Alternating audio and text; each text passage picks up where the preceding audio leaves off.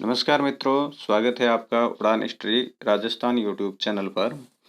मित्रों, साइको के अंदर बहुत से ऐसे वर्ड्स होते हैं जो आ जाते हैं एग्जाम के अंदर और आए भी हैं। रीट एग्जाम की बात करें तो पिछली बार आया था। इस प्रकार के कई हर एक बार एक नया वर्ड है देखने को मिल जाता है जो कि अपने सिलेबस के अंदर कवर नहीं करते हैं, पीछे रह जाता है। तो मैं ऐसे ही वर्ड है लेके आपके लिए ग्लोजरी लेके आया हूँ, साइको की ग्लोजरी। तो इसका फर्स्ट पार्ट है, मैंने अपलोड कर दिया है, जिसके अंदर अपन ने 10 इंपॉर्टेंट वर्ड देखे थे। आज अपन और है 10-12 वर्ड देखेंगे, फिर नया और है। इस प्रकार के 4-5 वीडियो के अंदर मैं आपको सारी ये ग्लोजरी प्रोवाइड करवा रहा हूँ।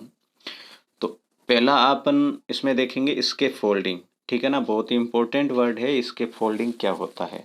तो इसके फोल्डिंग का यदि सीधे से भाषा में देखें तो ये होता है सीखने में जो बालक है, बालक को सीखने में बालक है किसी की सहायता लेता है अस्थायी रूप से अपने से ट्रेंड व्यक्ति, ठीक है ना। अपने से ट्रेंड से बालक है अस्थायी से सहयोग जो लेता है उसे इसके फोल्डिंग कहते हैं, ठीक है ना। अस्थायी सहयोग कैसे, मान लो कि बालक को जैसे देख लेते हैं कि भाई हिंदी का ही ले लेते हैं, तत्सम और तद्भव में अंतर क्या है उसको समझ में नहीं आ रहा है, ठीक है ना। यहाँ तक है, ये उसकी है कि यहाँ तक तो है, वो सीख रहा है बालक। और ये जो एक ऐसी लाइन है जिसपे ये बालक नहीं सीख पा रहा है, तो ये है किसी की हेल्प लेगा, हेल्प से ये बालक है सीख लेता है, ठीक है ना। अपन है इसकी एक डेवलपमेंट ये कह सकते हैं कि ये बालक का विकास हो रहा है।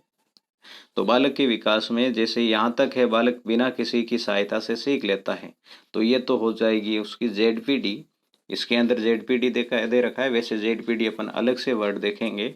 और इसके ऊपर है बालक को किसी की सहायता से है बालक सीख लेता है, ठीक है ना। सहायता से बालक सीख लेता है तो वो क्या हो जाएगा, उसकी इसके फोल्डिंग हो जाएगा। अब बालक जब सीख लेता है तो उनके बाद में है जिसकी सहायता ले रहा है उनकी सहायता लेने की आवश्यकता नहीं होती है, अर्थात अस्थायी सहायता लेता है। और उनके बाद में एक वर्ड मैंने लिखा है यहाँ पर एलपीडी। एलपीडी का अर्थ है कि वो एक स्तर जहाँ तक बालक को सहायता देकर है सिखाया जाता है, और उसके बाद में वो लेवल उसके बाद जिसके बाद में है बालक है वो किसी भी हालत में ज्ञान अर्जित नहीं कर पा रहा है, मतलब सीख नहीं रहा है, सीखना उसका बंद हो जाता है, तो उसे एलपीडी कहते हैं, लेवल ऑफ पोटेंशियल डेवलपमेंट।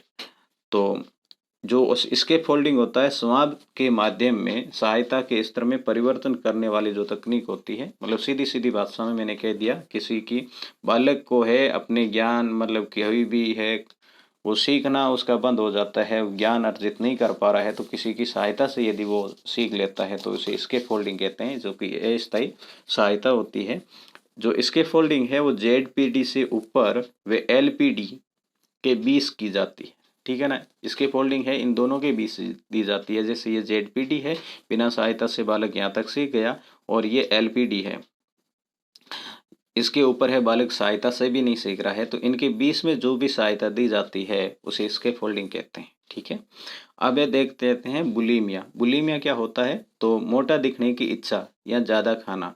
देखो बच्चा जो किशोरावस्था में ज़्यादातर आप देख सकते हैं, ये लड़कों में दिखाई देखने को मिलता है।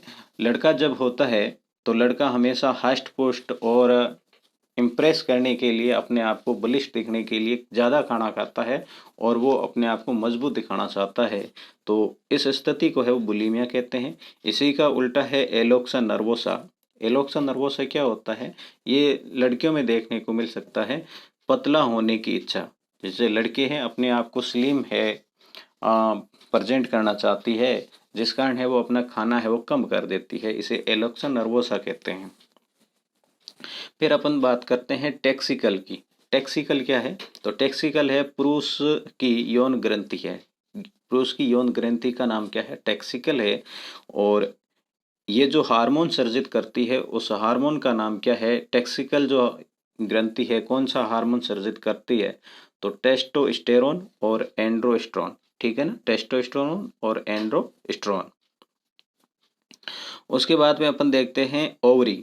ओवरी जो है, ओवरी एक महिला यौन ग्रंथि है, पुरुष यौन ग्रंथि टेक्सिकल है, महिला यौन ग्रंथि है ओवरी है।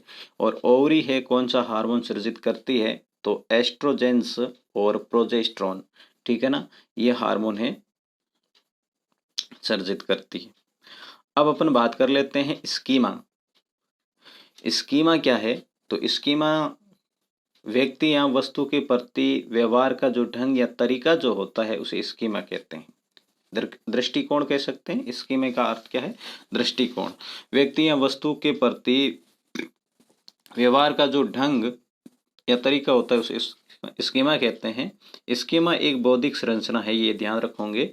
स्कीमा कैसी संरचना है, बौद्धिक संरचना है और सूचनाओं को संगठित करने की संरचना है। रूटीन, 0 से 2 माह के शिशु के गाल को स्पर्श करने पर शिशु द्वारा मुख को खोलते हुए सिर को घुमाने की जो क्रिया की जाती है। जैसे बालक है, बालक कि मान लो कि यहाँ पर गाल के हाथ लगाया जाता है, छोटा जो बच्चा होता है, शिशु होता है, उसके गाल के हाथ लगाते हैं, तो गाल के हाथ लगाने पर है वो बच्चा है मुंह खोलेगा और फिर है जिस तरफ स्पर्श किया है उस तरफ है मुड़ने की कोशिश करेगा। तो ऐसी क्रिया जो है ये रूटीन कहलाती है। फिर अपन बात करते हैं मोरो। मोरो क्या है, तो मोरो भी शैशवावस्था से भी है। 2 से 5 माह के बालक में तेज आवाज को सुनने पर हाथ आगे बढ़ाने की जो क्रिया होती है उसे मोरो कहते हैं, ठीक है ना। मोरो क्या है, 2 से 5 माह का जो बालक है वो क्या करेगा, जैसे कोई भी तेज आवाज है, मतलब कोई उसके सामने बोलेगा तो वो सुनते ही हाथ है वो, मतलब बच्चा जो छोटा होता है आगे हाथ करेगा आवाज की तरफ, उसे मोरो कहते हैं। फिर अपन बात करते हैं मित्रों बेबिन्स की। बेबिन्स की क्या है, ये सारे बहुत ही इंपॉर्टेंट वर्ड है। बेबिन्स की 0 से 7 माह के बालक के तलवे जो होते हैं, 0 से 7 माह के बालक के तलवे अर्थात पैर के तलवे को ठोकने पर, उस पर हाथ से थोड़ा थोड़ा मारने पर, तो बालक की पैर की अंगुलियां है ऊपर की ओर हो जाती है। तो ये जो क्रिया कहलाती है इसे बेबिन्स की कहते हैं। 7 माह का बालक होता है, उसके जो पैर होते हैं, पैर के थोड़ा यहाँ पर है ठोकने पर है बालक कि ये जो अंगुलियां हैं अपने आप क्या करेगा, ये मोड़ेगा, ठीक है ना, ये मोड़ेगा। तो इसी क्रिया को क्या कहते हैं, बेबिन्स की कहते हैं। फिर वर्ड देख लेते हैं अपन सुषुम्ना। सुषुम्ना क्या होता है, तो मेरुदंड में ये स्थित होता है। ये सेज क्रियाओं, सेज स्वतंत्र क्रियाओं और आदत क्रियाओं पर है नियंत्रित रखता है। तो मित्रों ये वीडियो है, इस टाइप की ये जो सीरीज़ है आपको कैसी लगी मुझे आप कमेंट करके ज़रूर बताना, ताकि मैं आपके लिए बहुत ही थोड़ी ज़्यादा मेहनत करके नए नए वीडियो है आपके लिए लाता रहूं। और आपने यदि अभी तक चैनल को सब्सक्राइब नहीं किया है तो ये आपसे गुजारिश रहती है, और वीडियो अच्छा लगा है तो लाइक ज़रूर कर लेना और अपने दोस्तों के साथ में शेयर भी करना। तो मिलते हैं मित्रों नेक्स्ट वीडियो में, तब तक के लिए धन्यवाद।